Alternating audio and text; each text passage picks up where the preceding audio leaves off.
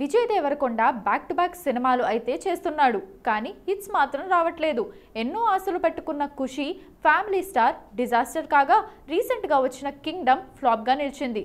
Kingdom రిజల్ట్తో కాస్త డీలా పడిన దేవరకొండ ఎలాగైనా హిట్ కొట్టి తానేంటో మరోసారి నిరూపించాలని పట్టుదలగా ఉన్నాడు. ప్రస్తుతం విజయ్ చేతిలో 2 సినిమాలున్నాయి. అందులో ఒకటి రౌడీ జనార్దన. టాలీవుడ్ బడా నిర్మాణ సంస్థ ఎస్పీసీ బ్యానర్లో వస్తున్న 49వ సినిమాగా వస్తున్న ఈ చిత్రానికి రాణివారు రాజావారు ఫేమ్ రవికిరణ్ కోలా దర్శకత్వం వహిస్తున్నాడు. తొలి సినిమాను క్లాస్గా డైరెక్ట్ చేసిన ఈ దర్శకుడు అవుట్ అండ్ అవుట్ యాక్షన్ బ్యాక్డ్రాప్లో ఈ సినిమాను తీసుకొస్తున్నాడు. ఈ సినిమాకు సంబంధించిన పూజా కార్యక్రమాలు దసరా కానుకగా నిర్వహించారు. ఈ విషయాన్ని ఆఫీషియల్గా ప్రకటించారు మేకర్స్. కానీ అనుకోని కారణాల వల్ల ఆ కార్యక్రమాన్ని వాయిదా వేశారు. ఇక ఇప్పుడు ఈ నెల 11న పూజా కార్యక్రమాలు నిర్వహించారు. 16వ తేదీ నుంచి షూట్ స్టార్ట్ చేయనున్నారు. ఈ సినిమాతో ఎలాగైనా హిట్ కొట్టి తన మార్కెట్ను కాపాడుకోవాలని ప్లాన్ చేస్తున్నాడు విజయ్ దేవరకొండ. ఈ సినిమాలో విజయ్ దేవరకొండకు జోడీగా కీర్తి సురేష్ నటించబోతోంది.